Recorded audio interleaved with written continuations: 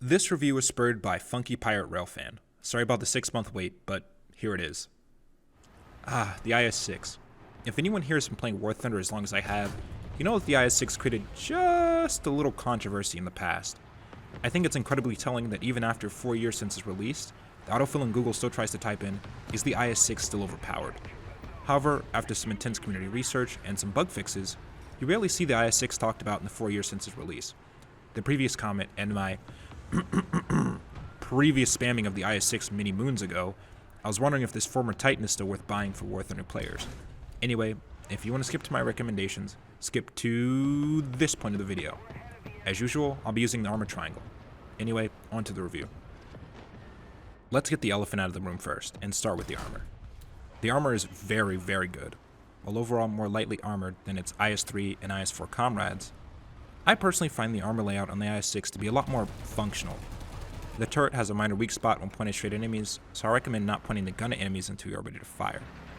The hull is properly tough as well, and I recommend angling slightly with it to avoid people hitting either the front or the side armor dead on. With proper angling, I'll fight Tiger IIs that just cannot do anything to me. American mediums suffer as well, and in general you should not be afraid to press an advantage if you know your armor can protect you from the particular enemy that you're fighting.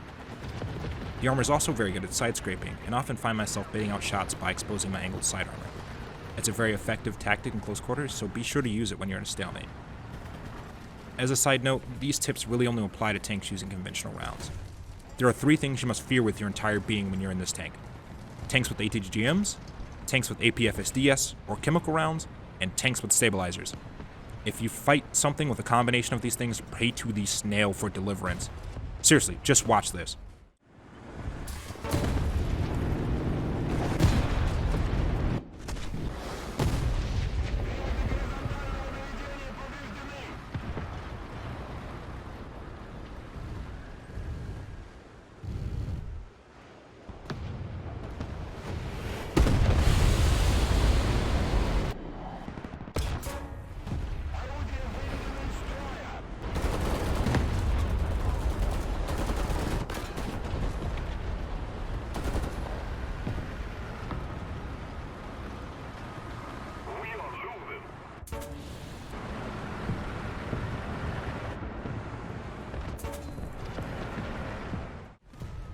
I highly recommend an up tier you play more like a tank that can flank and one-shot things instead of your typical gameplay.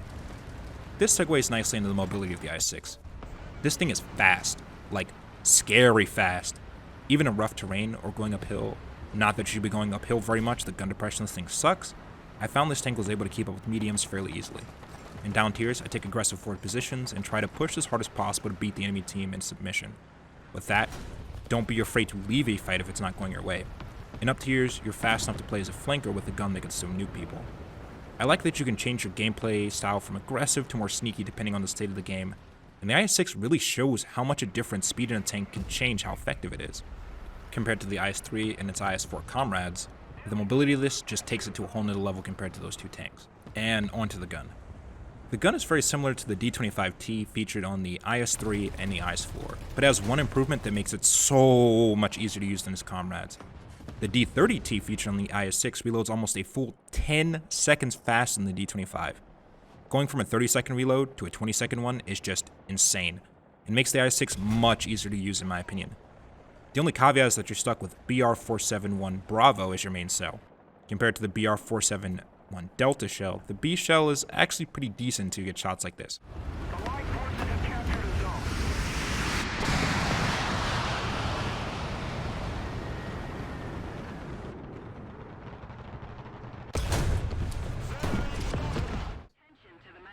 Overall though, you should avoid hills and play the flat areas of the map.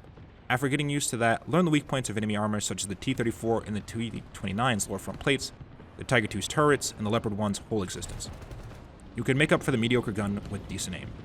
The IS-6 has a fairly robust lineup to back it up, featuring the BMP-1, the T-54 1949, IS-3, Object 268, CSU-37-2, as well as the premium Object 420 Blaze It. To accompany this, while the Soviet air tree is not as potent as the US air tree, the air tap for Russia this BR is fairly competent, and you should consider adding some aircraft to bolster your lineup. I think this tank is definitely still worth buying and playing in the state of War Thunder right now.